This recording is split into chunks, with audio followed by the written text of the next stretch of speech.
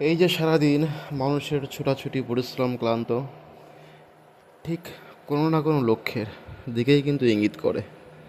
কেউ সকালবেলা ঘুম থেকে উঠে কাজ করতে যাচ্ছে, আবার কেউ কাজের খোঁজে তাদের নিজেদের মানুষের সাথে কথা বলার সময় পড়ে। কিন্তু লক্ষ্যটা কিসের?